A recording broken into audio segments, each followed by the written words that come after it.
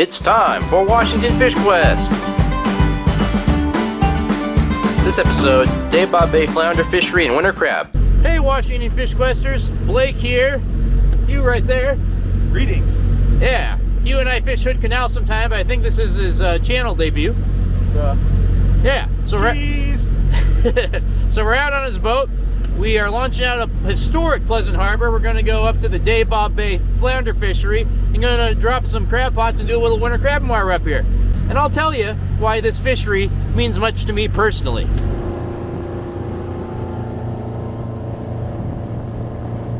All right, we have arrived. And for bait today, basically it's a bunch of rockfish carcasses. I think I got some salmon carcasses in there too. But we got 2 square pots and 2 of my more expensive round ones. I still have no analytical proof that the more expensive ones are any better, except perhaps for an overnight soak. But they keep Sportco in business. Yeah, they do. There we go. I got 2 rockfish, 1 large greenling. This is for the first pot. Yeah, Hugh and I got it all to ourselves. It's crazy. There was nobody at the launch, and it's just glass. And this is a weekend. That is winter crab, and that's why I love it so much. You know, I don't think it's going to be lights out for us as far as the crab. I'll be happy, heck, if we get any keepers, honestly. This is as good as any day in the summer. You know, it's a little colder out, but it's like a mill pond out here today. It's crazy. Crazy.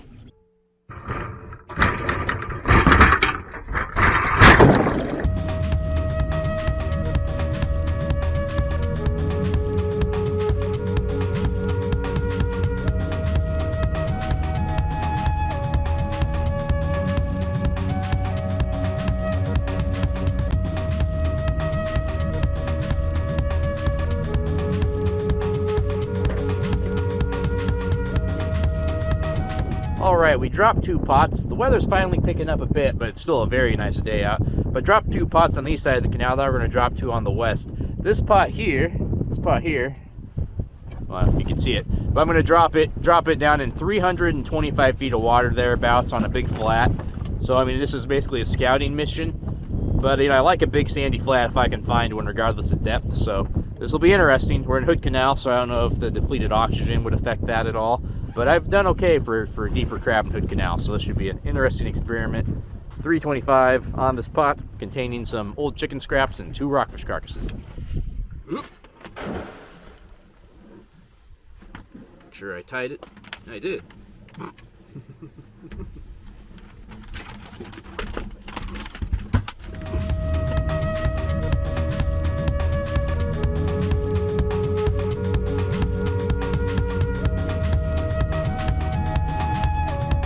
Well, he was getting the last crab pot ready to go in there. We're almost to the flounder fishery. There's, I think it might be Jackson Creek. I know it's under Jackson Cove. There's a little creek, and that's kind of the southern boundary. We're just about there. We're going to drop our 4th and final crab pot right outside of it. Solely because we were bragging about how nice it was out here. You can't really see where we are right now because we're kind of in a little sheltered cove, hence us dropping the pot here. But within 5 minutes, it probably took 5 minutes, for it to turn. I don't know, I'm sticking my hand up. What do you think, Hugh? Like maybe 10, 12 mile an hour winds? Something like that. Something like that. It's not like terrible, but it's you can definitely feel a good breeze. I'll go with 12. Enough to not go home.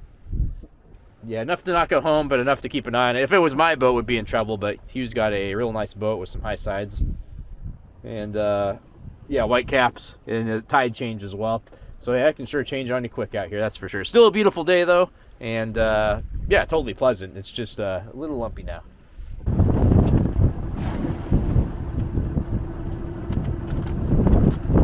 We're gonna break out our flounder pounders here, Hugh and I, and we got 2 completely different setups. Actually, you can kind of see his right now. So he's got 2 sort of mini hoochies, and he's gonna drop shot them down. So that's I'm really looking forward to see how that does. I think it should do great. Look seems very effective. They'll hit about anything, so it's really just getting their attention. And I like the size of those hooks too. You know, some people use way too small hooks with these flounders. They inhale anything. Now turning over here is my setup behind me there. So I have a banana weight. Actually, I don't know if you can see that, can you? Let me get this down. I have a banana weight, 2 ounces. And I got a white curly tail grub. It has a weighted head on that one, but I go back and forth between using weighted and unweighted. I think unweighted might be a little better because that way it doesn't just stick to the bottom. But I actually use that banana weight to pound the bottom. I think it attracts them, stirring up some silt. And usually we're deeper than we would be right now. We're only in 32 feet of water. Just like anywhere else, there's a depth restriction if you're not fishing for salmon or halibut, you know, and marine areas, what would that be? Basically 4B or through 13 or so. At least 5 through 13. I digress. But, you know, we could go as deep as up to 120 if we wanted to. But in that case, it's a lot better to have that heavier weight on there just to keep on the bottom. All right, them flounder will hit about anything. So you see here I got a white curly tail grub. I just put a little scent on it here. This is a herring-based scent. I'll just put a drop on there, but it kind of doesn't matter. It's just to get their attention, really. So you don't even need to use bait if you don't want to. It was crazy. I could just launch out a potlatch. I had no gear, you know what I mean? Like no fish finders. I'd literally use like night. Oh, there's something. There's something. Hey, there we go. That's where you cue the techno music. This is a something. It might be like a sea anemone or something. Is it fighting you or dead fighting you? I think it's fighting me.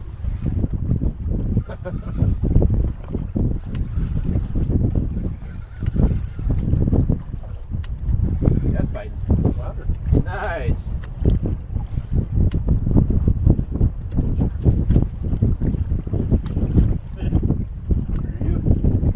Yeah. Ignore the tears streaming down my face. That's just from the bitter cold. Or maybe the joy of victory from catching this very nice rock sole. Yeah, this is a real nice one. Look at that. Holy smokes. I'm very happy. I thought it might not have been a flounder because it was fighting so well. But there you go. And you know, I've caught different types of flounder out of Hood Canal. I've caught rock sole, sand dabs. Hopefully you can get into some of those. And they have English sole in here too. So it's, which I don't seem to encounter where I am in South Sound. So they have different types of flounder. I'm sure they have starries as well. So I would definitely say the rock soles are the most common. But this is a particularly nice one. So yeah, it's nice to get the first Dabob Bay Flounder Fishery flounder in the boat. Dabob Bay Flounder Fishery flounder. That's right.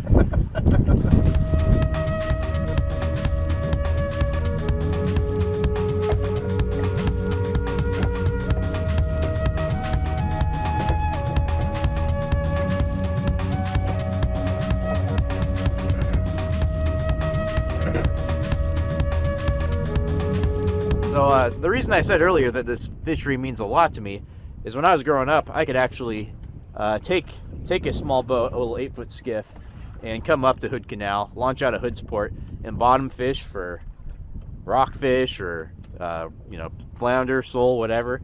And it was just wonderful. It was really magic. I'm glad that I'm just old enough to experience that, because it was really cool having this fishery kind of near my backyard.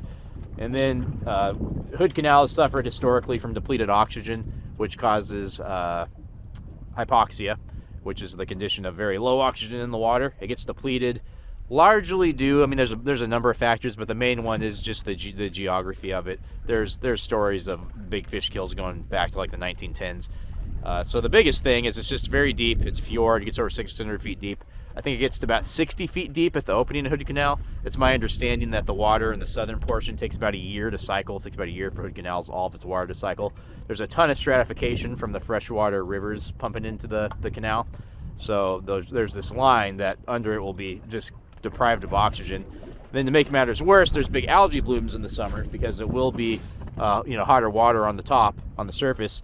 And then when those algae blooms die at the end of the summer, the decomposition process releases a bunch of, well, I shouldn't say releases, it absorbs more oxygen. So that's why the big fish kills tend to be in like September or even early October. But at any rate, though, pretty much the entire summer, you can see fish struggling in Hood Canal. So they closed it down in the 2003, I think, if memory serves. And then there's been fish kills since, like 2006 there was one, 2010 there was one. I'm sure there's been some since. And Dabob Bay is up here, and Quilcene Bay is a part of that as well. You can see the boundary here for the flounder fishery. So a group of, I guess, interested and concerned anglers, I believe up in Quilcene, lobbied DFW, Fish and Wildlife, to reopen this fishery because there wasn't a big chance of catching rockfish up here. It's really kind of a smooth bottom, And you know, with that depth restriction, the 120 feet depth restriction, you know, shouldn't run into too many. So at any rate, Fish and Wildlife agreed. You know, the data showed that it was sustainable to open flounder up here, so they did. And that's why it's a very special fishery to me. You know, a fishery that you did it, or, you know, were around as a kid, you know, kind of reminds me of like an old song, you know. Like there's songs, like, let's see here. There's that one by Gwen Stefani about like bananas, where she spells the word bananas. They meet me around back. And I hate that song, but I love it in the sense of I used to, you know, shock stills at a big box store. And it was a really fun crew, you know, and this is when I was like maybe 19, 20 years old. And it brings me back to that time. And it's the same way with a fishery. You know, if you get to go to a fishery, that's either where you did as a kid or it was similar. So when I fish here and I'm jigging for flounder, I feel just like when I was a teen, driving up my buddy Alex's Chevy Love or my mom's mail truck and dropping my 8-foot Livingston, you know, in there and then jigging. So that's why this fishery, even though you can jig for flounder all over Puget Sound, is a special one for me because you can jig for flounder here in historic Hood Canal. That was nice, man. Yes. Oh, there's another one. Uh-oh. I'm going to have to switch over. I was gonna say. The old high-low rig and do it. Yeah, this is, the white curly tails are coming through. Dang, this one's really pulling.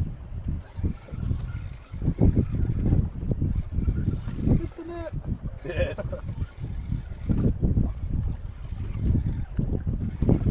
Yeah, I might need to harpoon this one. Oh, wow. It's a slab flounder, my friend. Oh, this might be a dab. Oh no, it's another roxel. The roxels can kind of look different though, you know. But yeah, no, here's another real nice one. Really happy so far with these first two flounders. So thank you, Hugh, for putting me on them. Yeah, and they are all throughout the flounder fishery zone. Just move around. If you can't find them, go to different depths. We have been pushed to 50 feet of water, so I think that first one I got was like 45 feet, and this one was 50, so we weren't getting them at 30. I got a king flounder. Oh, whoa. You might have got a dogfish or something. I don't know. I bet that's what it was. It chomped right through my Yeah, I leg. bet that was a dogfish. I guess that would be a thing to watch out for is dogfish, you know, because they will saw you off, but what are you going to do? Oh, no. All right, so we've drifted back up to 32 feet and the bite has stopped, so it seems like we don't want to be any shallower than about 45 maybe.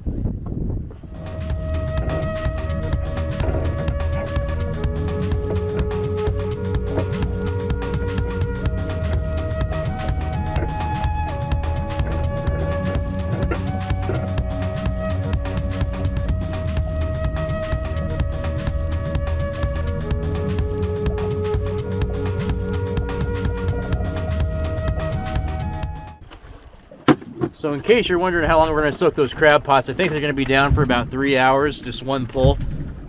A couple funny things happened on the way to the forum this morning. I slept in, probably maybe about an hour later, and then the brake pads and one of Hugh's trailer tires wanted to make us another couple hours later. And I got it taken care of, and here we are. So instead of being out from maybe, I don't know, 8 or 9 to 4, we'll be out from about noon to 4. But hey, we'll take it. This is wonderful. All right, Hughes had to reposition this a bunch of times due to the wind. Our drifts are very quick. It's good to drift from shallow to deep whenever you can, because as far as the way the flounders are going to be facing, they'll be looking up on a slant opposed to down.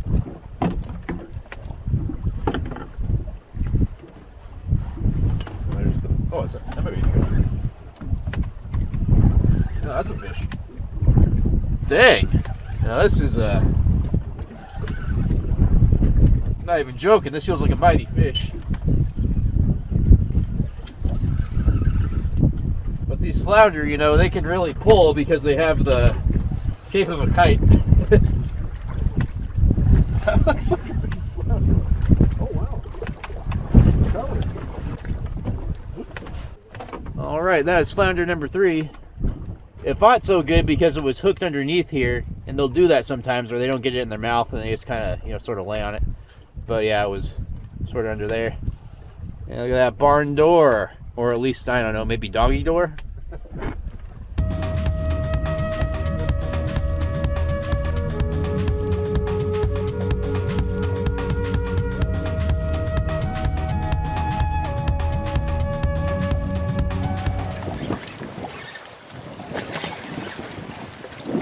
curly tails are the magic potion here.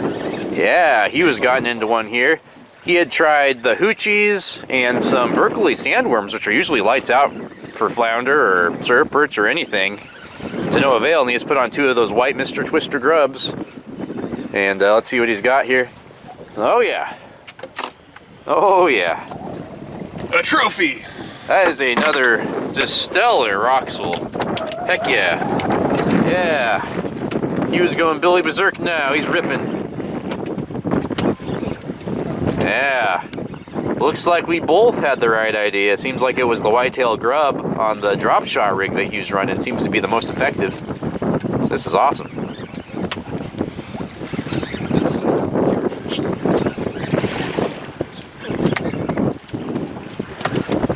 Here it comes. We got color.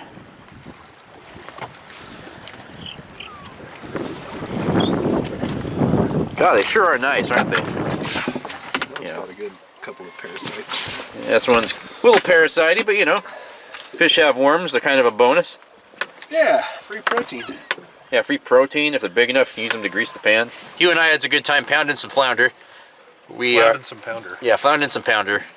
And we're gonna go get the pots now. It's about 3:30. Got to get them while the getting's good. I'm sure there'll be at least one mishap among the 4 pots. So let's go find out.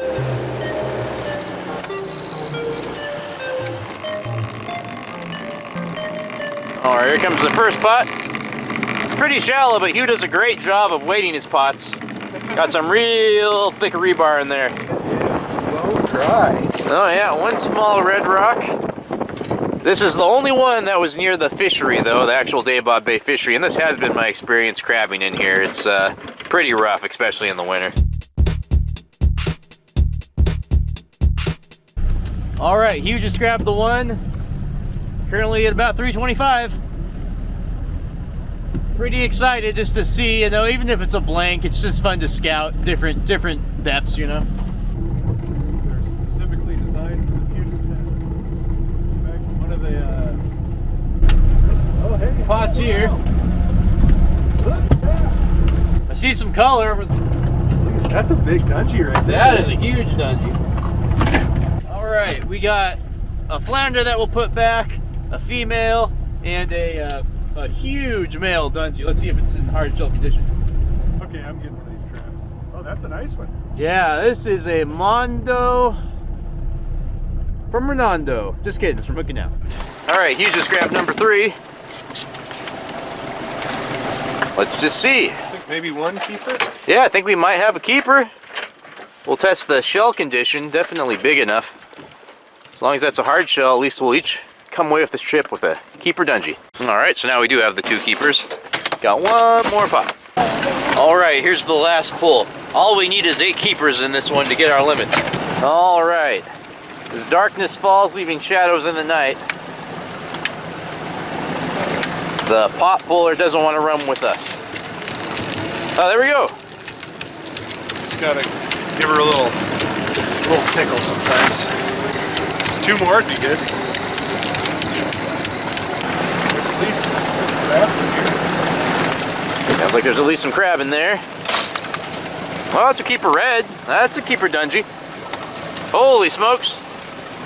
Well, we might have gotten 2 more. I mean, one's a red and one's a dungey. Hey, my crab cam survived. That's great too. Hey, all right. We were worried that this one was soft shell, but it is plenty hard. This is pretty white is all. So there we go. 3 keeper dungeys, and that's a keeper red. So at the very least, we'll be going home with 2 crabs apiece. Oops, sorry. Well, we did it. All right. Well, there you go. Thanks so much for having me out, Hugh. This was a wonderful time. You got a great boat here too. This is really great. Oh, thank you, thank you. Yeah, so Nothing but the finest comforts from 1973 for Nelson's little boy. Absolutely. Thank you. So, if I'd say the fishing was fair, I'd say, you know, we didn't knock them dead, that's for sure. In the summer, we've both had great success there in the flounder fishery, but, you know, it's winter, things slow down. Hugh was saying it was funny, last time he was out there on that drift, he was catching nothing but sand dabs there, and this time we were catching nothing but roxel. So, interesting how they move around like that. But hey, we got 3 keeper dungeys, 1 keeper red rock, Could be worse. Could be at work, you know. So I will take it. Great day on the water. Heck, this is better than most days I had in the summer. It's, as you can see, it's calmed down. It's nice again. So thank you so much. If you just want a nice, pleasant time, head out of Pleasant Harbor and give the Dabob Bay Flounder Fishery a try. See you next time on Washington Fish Quest.